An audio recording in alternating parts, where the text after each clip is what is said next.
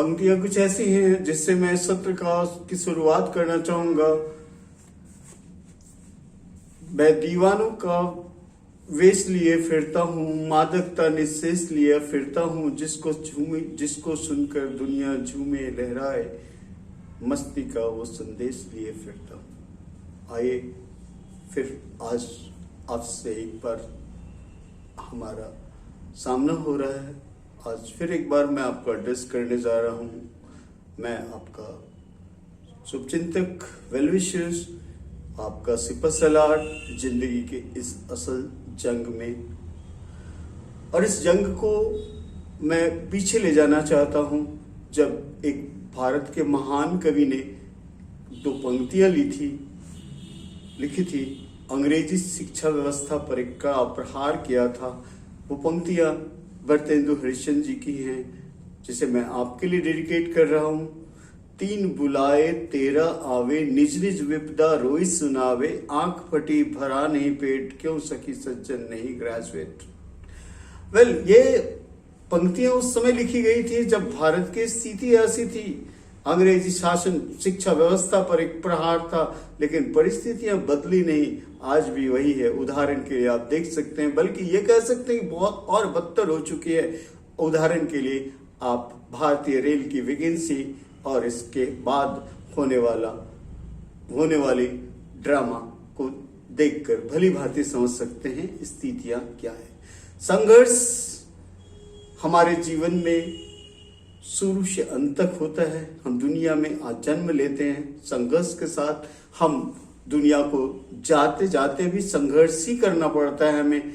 और हर पल वो आपकी जिंदगी की जंग है, जिंदगी की इम्तिहान है, जिसमें आपको सफल होना है। ये इम्तिहान बहुत इंपॉर्टेंट है और हर किसी को फेस करना पड़ता है, पर कुछ ही लोग इसमें पास कर पाते हैं। आइए संघर्ष को, जंग को आगे बढ़ाते हैं और एक वायरस की बात करते हैं। एक वायरस जिसने पूरी दुनिया को त्रस्त कर दिया। और इस एक बात जो कही जा रही थी कि डार्विन की सर्वाइवल फॉर फिटेस्ट की थियरी फेल हो गई है, एक बार फिर सच्ची साबित हो गई।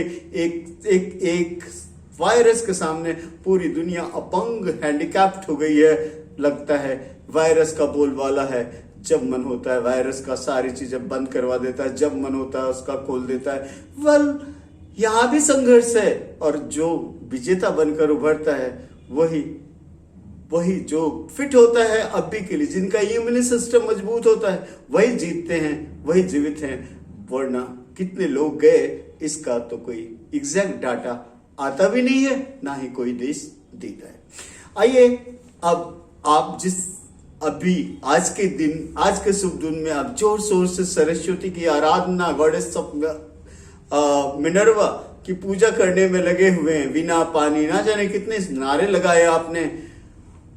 मैं भी भगवान से, मैं भी सरस्वती माता से ये विनती कर रहा हूं, सुबह से लेकर कल तक ये विनती करता रहूंगा कि आपके जीवन में समृद्धि आए, आपके जीवन में सफलता आए, आप सुगमता से अपनी जिंदगी की सीढ़ियों को चढ़ते चले जाएं और आप सफल हो। आपकी आने वाली जिंदगी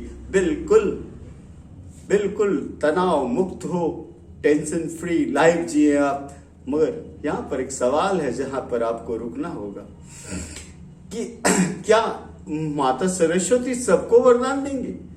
अगर दे तो अज्ञानता दूर हो जाएगी, लेकिन अज्ञानता दूर होने से ही नहीं होगा। जो ज्ञान मिलेगा, क्या उस ज्ञान की प्रखर ज्योति हम जलाने के लिए तैयार हैं? नहीं, बिल्कुल नहीं। हम तो बस सारा का सारा दारोमदार उन पर छोड़ देते हैं कि भगवान जो करेंगे ठीक ही करेंगे। खैर, आगे बढ़ते हैं और मैं आपको बचपन की एक छोटी सी याद शेयर करना चाहता हूं। मैंने क्लास 10 में 9 या 10 में एक निबंध पढ़ा था। उसका शीर्षक था प्रार्थना। जहां तक मुझे याद है, इसके लेखक बहुत महान हस्ती थे। उन्होंने इसमें स्पष्ट किया है कि अगर हम इलाहाबाद जाने वाली गाड़ी में बैठ जाएं और हम भगवान को कहें, हे भगवान हमें कलकत्ता ले चलो, तो ये मुश्किल वाली बात है, या एक विडंबना है और एक असंभव सी बात प्रतीत होती है, बशर्ते यहाँ लॉजिक का इस्तेमाल ना किया जाए, बेवजह तर्क ना दिया जाए। तो तो ये असंभव है। हमें उस रास्ते पर चलना होगा, हम जिस जगह के लिए, जिस मंजिल के लिए प्रस्थान कर रहे हैं। अब सवाल है कि उन्होंने स्पष्ट किया है, दैववाद और प्रयत्नवाद दो थियोरी हैं, और दैविक शक्तियां तभी हमारी मदद कर सकती है जब वो सही रास्ते पर हम अपने आप को अग्रसित करें, अपने आप को लेकर चलें। तो प्रयत्नवाद और देववाद दोनों मिलकर ही हमारी सफलता के मार्ग को प्रशस्त करती है। आगे बढ़ते हैं और आगे बढ़ के आपको बताना चाहेंगे कि भाग्य, जब भगवान की बात होती है और भाग्य की चर्चा ना हो, लक की चर्चा ना हो, तो ये लक के साथ बेईमानी होगी। आइए लक की बात करते हैं। लक किसी बाजार में नहीं मिलता, किसी शोरूम में नहीं, किसी मेगा स्टार में नहीं।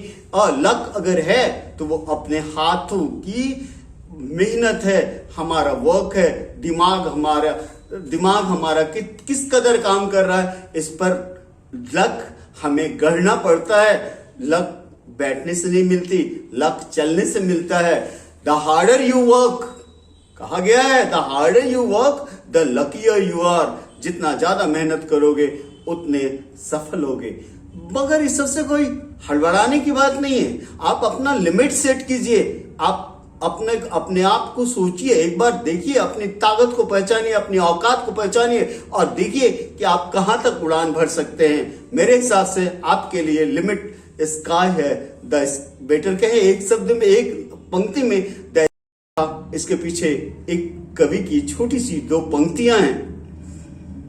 जिंदगी है देन खुदा की, जीने का हक मेरा है, पांव है मेरे जमीन पर, आसमां छूने का हक मेरा है। बात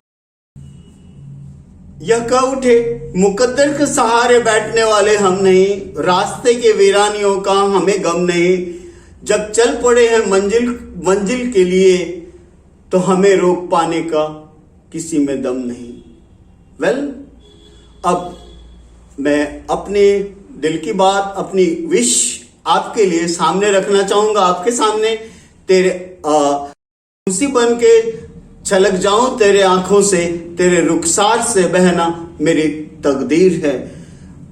आगे ये अब अंतिम दो पंक्तियां मैं आपके लक्ष्य को डेडिकेट करूंगा, जिसमें कहा गया है, कोई भी लक्ष्य बड़ा नहीं, जीता वही जो डरा नहीं। Thanks a lot.